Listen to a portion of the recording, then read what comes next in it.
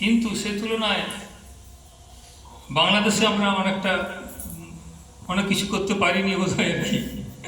যাই হোক, তারা তো যারা ওখানে দূর দমনীয়, তাদের ভাবধারা আলাদা, তারা আমাদের ভাবধারা আলাদা। তবে এটাও ঠিক, আমি তো জানি রাশিয়াতে এক সময় ইসকনের যে কত ক্রিটিক্যাল পজিশন থাকতে হয়েছিল, সেখানে এখন হরিনামের বন্যা প্লাবন চলছে। এক বাংলাদেশেও তাই হবে, কারণ বাংলাদেশ তো ভারত ভূখণ্ডের বাইরে নয়। কিছু সময়ের জন্য, হয়তো কিছু দিনের জন্য সেখানে এটা চলছে এই।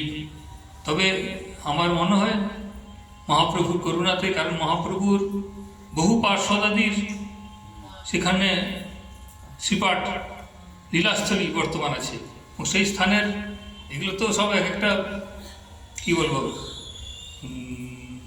যাকে ওই ইংরেজি ভাষায় কী বলে, চাপা দিলেও সে থাকবে না, সে কিছুদিন পরে আবার ফুটে উঠবে। সেই স্থানগুলোর মাহাত্ম্য তো আছে, সেই স্থানে তো মহাপ্রভু পার্শ্বদাদি তাদের চরণধুলি পড়ে আছে। অতএব সাময়িকভাবে হয়তো আমাদের কষ্ট পেতে হচ্ছে, এটাও হতে পারে, কিন্তু কষ্ট কিছু নয়। আমরা আশায় থাকবো ভগবান মহাপ্রভু যেমন জগাই মাথাইকে উদ্ধার করেছেন, এবং তার পার্শ্বদাদিও বহু জনকে উদ্ধার করেছেন, সেই মতন সেখানেও সকলে উদ্ধার হবে, এই আশা আমরা রাখবো। আর এখানকার কথা তো আপনাদের নতুন করে বলার কিছু নেই, এটা হচ্ছেন মহাপ্রভুরই পার্শ্বদ বাসুদেব ঘোষের শ্রীপাঠ, যাকে লীলাস্থলী বলা হয়। এরা মহাপ্রভুর বাল্যলীলার সঙ্গী, এবং তার অন্তিম সময়েও এরা তার লীলার সঙ্গে বিভিন্নভাবে জড়িত ছিলেন। কারণ বাসুদেব ঘোষ এখানে এই নরপোতা, যে এখানকার নাম তো আপনারা শুনেছেন, নরপোতা বলা হয় কেন? নরদেহ প্রতীত হয়েছিল বাসুদেব ঘোষের। যখন মহাপ্রভু নীলাচলে, বাসুদেব ঘোষ তখন এখানে নীলাচল যাত্রার সময় এই পথ দিয়ে গেছেন, কিন্তু মহাপ্রভু সেখান থেকে তার পার্শ্বদাদি ভক্তদের বললেন, যাও যে যা স্থানে তোমাদের লীলাস্থলীগুলিতে গিয়ে তোমরা নাম প্রচার করো, হরিনামের প্লাবন নিয়ে এসো। তো বাসুদেব ঘোষ তিনি এখানে থাকলেন। গোবিন্দ ঘোষের তো লীলা জানেন আপনারা, বাসু ঘোষের আরেক ভাই, তিনি অগ্রদ্বীপে, আর আরেক ভাই ছিলেন দাঁইহাটে মাধব ঘোষ, কিন্তু তিনি পরবর্তীকালে বাসু ঘোষের কাছে এখানে এসেই তার সঙ্গী হয়েছিলেন। আপনার ওই সামনে দেখছেন 8টি যে সমাধি, তার মধ্যে একটি সমাধি মাধব ঘোষের। আর আমরা মাধব ঘোষের উৎসব পালন করি, বিরহ মহোৎসব। ওই মদন ত্রয়োদশীতে বাসু ঘোষের বিরহ মহোৎসব, তার আগে দশমীতে তার মানে বিরহ উৎসব হয়, এখানে করা হয়, পালন করা হয়। এছাড়াও এখানে বাসুদেব ঘোষের সেই সমসাময়িক মাধবী দাসী, যিনি পুরীতে 3.5 জন বৈষ্ণবকে মহাপ্রভু বিশেষ গুরুত্ব দিয়েছিলেন, রায় রামানন্দ, স্বরূপ দামোদর, শিখি মাইতি মানে ছিলেন জগন্নাথ মন্দিরের প্রধান করণিক, ক্লার্ক যাকে বলা হয়, তাঁরই বোন মাধবী দাসী। তিনিও মহাপ্রভুর এই গৌড়মণ্ডল পরিক্রমায় এসে এখানেই তিনি স্থিত হয়েছিলেন, এখানেই তিনি মানে কী বলবো অপ্রকট হয়েছিলেন। তার সমাধি আছেন, আপনারা দর্শন করেছেন নিশ্চয়ই, সেটা সংস্কারের ইয়ে হচ্ছে আর কি।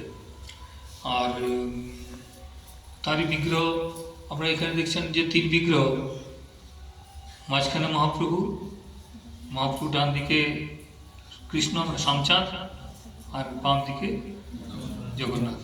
উনি বাসু ঘোষের পদে আছে, বাসুদেব ঘোষ করে জড়ো করি হাত, যেই কৃষ্ণ যে সেই গৌরজ সেই জগন্নাথ। একটু আগে উনি তো ওনার মুখে তো শুনলেন কত সুন্দর ফল। তো সেই ভাবধারাতে এখানে আরাধনা হন, যেই গৌর সেই কৃষ্ণ সেই জগন্নাথ। কিন্তু বাসু ঘোষ কিন্তু 3 বিগ্রহের প্রতিষ্ঠা করেননি, পরবর্তীকালে সব চলে এসছে অটোমেটিক্যালি। মানে এবং জগন্নাথদেব হচ্ছেন বাসু ঘোষের পরে এখানে যে সবাই ছিলেন বৈষ্ণবচরণ দাস, তিনি উড়িষ্যা থেকে আগত বাবাজি বৈষ্ণব, তার সহিত বিগ্রহ। তো এই 3 বিগ্রহ আরাধনা এখানে হয়ে আসছেন।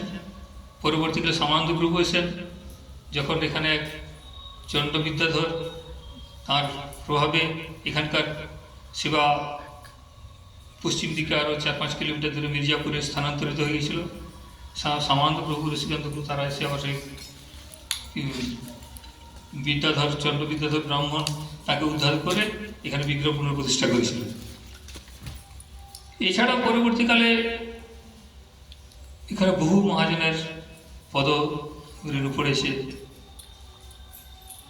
1995 জয়পতাকা মহারাজ এখানে এসেছিলেন, আর উড়িষ্যা থেকে ফেরত পথে, তখন তো আপনি জেলার প্রচারে বোধেন কি, তাই তো? 1995 না, তখন আসেননি, পরেরটা এসছেন না? আচ্ছা আচ্ছা।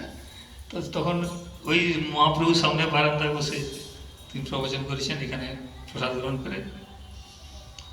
পরবর্তীকালে গৌরাঙ্গ প্রেম স্বামী মহারাজ, ভক্তি পুরুষোত্তম স্বামী মহারাজ, অনেকে সব সকলে এসেছেন। এবং প্রভুপাদের যিনি গুরুদেব, প্রভুপাদ কিন্তু এখানে আসেননি, মানে কি আসার সময় পাননি।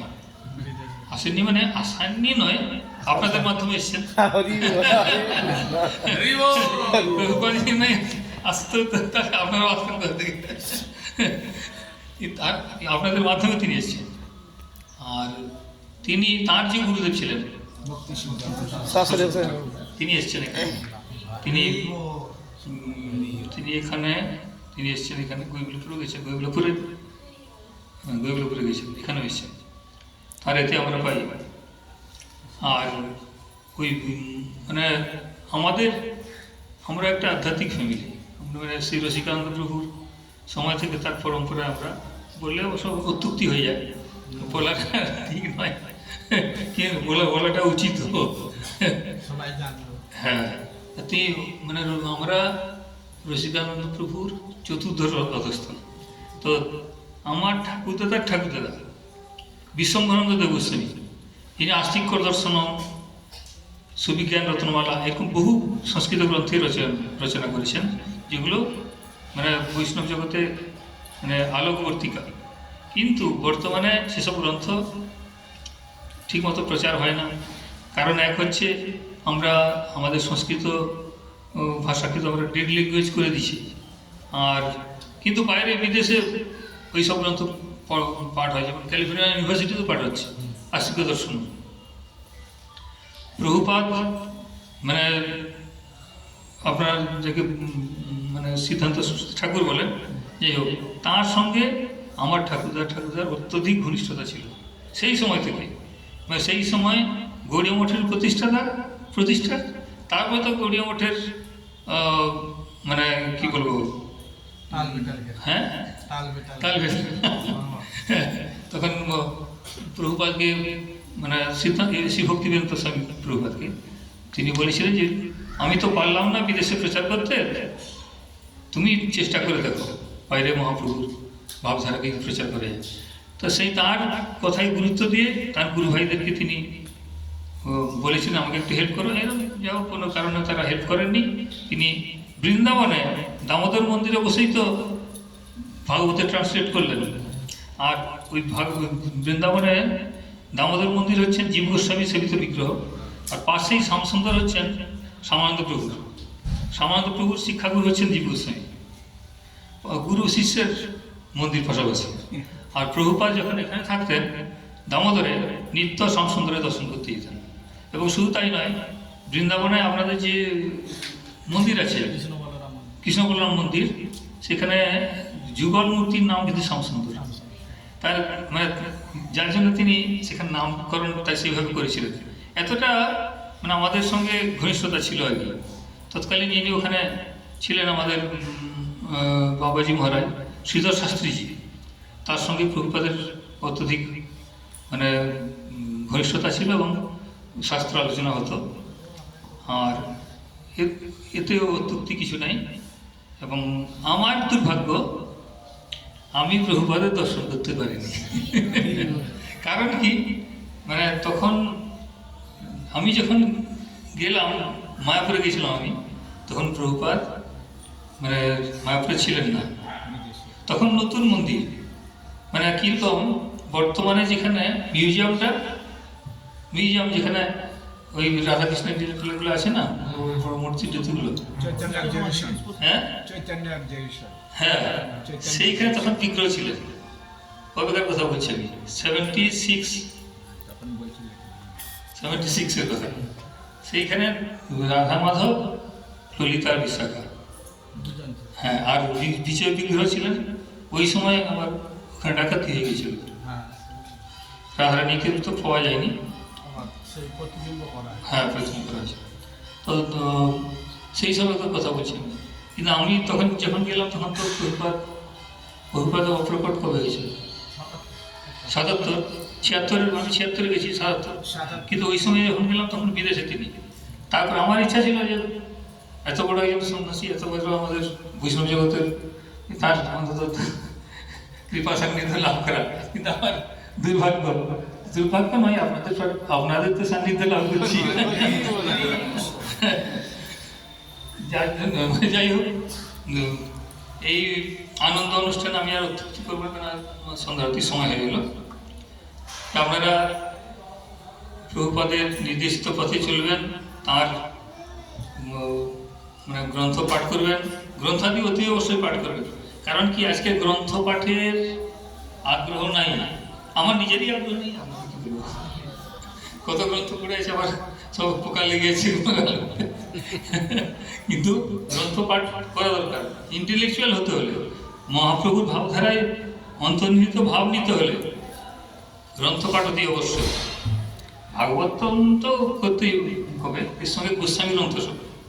আমি বলছিলাম ইস্কনের আচার্যদের, বলছিলাম যে আপনার গোস্বামী গ্রন্থ কিছু প্রকাশ করুন না, পড়বে কে? পাঠ করার লোক যদি নাই থাকে আমরা ছাপিয়ে দেবো, কোনো ব্যাপার না, পড়ার লোক নেই। কিছু কিছু গ্রন্থ ছেপেছিলেন, হ্যাঁ, ভক্তিরসামৃত সিন্ধু, এরকম ধরনের গ্রন্থ কিছু করেছেন ওরা, কিন্তু আর বাকি করতে এখন আগ্রহ নেই, পাঠের লোক নেই। কিন্তু আপনাদের মাধ্যমে সেই সব গ্রন্থ প্রচার হোক, আমি চাইব। কারণ কি, এসব না হলে আমাদের ধরে রাখবো কিসে? এমনি নাচ গান করবো, খাওয়া দাওয়া করবো, ব্যাস, না জব করবো না, আরও দরকার।